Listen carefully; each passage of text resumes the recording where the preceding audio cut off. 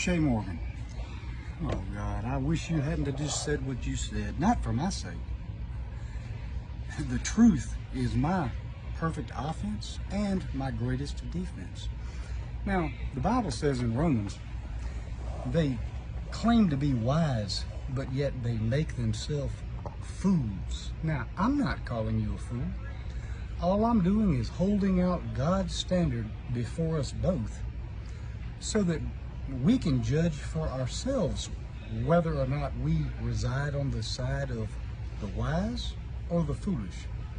Now, for you to have begun your comment with, "Let's break this down," that seemed to imply for yourself that you had a more keen ability than most to look deep into things. Really make sure that you don't stand on the side of error like some have here, obviously. But then you proceeded to absolutely mix up the facts so bad, it was as if you have a personal agenda against me. Which, like I said, the truth is my greatest offense and defense, and if you were against me, do you think I'm afraid? No, ma'am. Not at all. So, the first mistake you made was to make the claim that I had the funds several times, but I didn't I didn't pay him back like I was supposed to because he didn't initiate calling me after I got the money. That's not true. James initiated the reaching out to me and saying, "Hey man, if you need $60, I'll loan it to you." When I went to meet him from wherever he told me to meet him at, I said, "Now James, I don't have a job right now. My truck's sidelined. I got a hernia. Hey, I don't know when I'll be able to pay you back now. Exactly. I have no idea. I really don't." He said, "It's no problem, man. Just go ahead. Hey, I'm here to help you."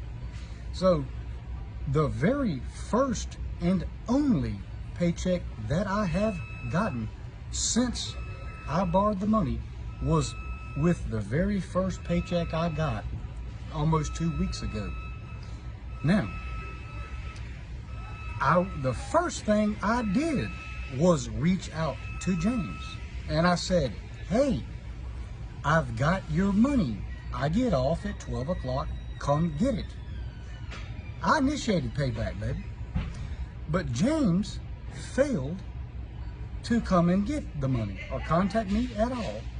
He only proceeded to continue to do what he had done a plethora of times, which was get on Facebook and make public posts that kind of insinuated that I was the type of borrower, as the Bible says, a wicked man borrows and does not repay. Now, you can't make the claim that I'm a wicked borrower, because why? Well, the fact is, with the first paycheck I got, I reached out. I didn't forget. I was conscientious, not of myself, but of James. I wanted to make good on that by remembering it, keeping it at the forefront of my mind until I had done what I was supposed to do as a demonstration of gratitude for him. I ain't just going, take the money when I need it and then forget when it's time to pay back. That's wrong. And you're looking at somebody that ain't never been content to be wrong. So, clearly you seem, I could be wrong, and I'll let you defend yourself if you'd like to.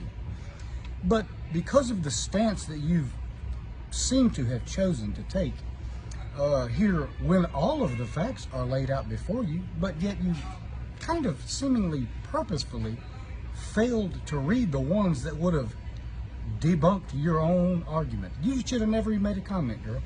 Go back and listen to it all again. Take notes this time, because you don't want to do like in Romans, attempting to make yourself seem wise, but rather, in turn, you make yourself a damn fool. You're better than that. Don't do that to yourself.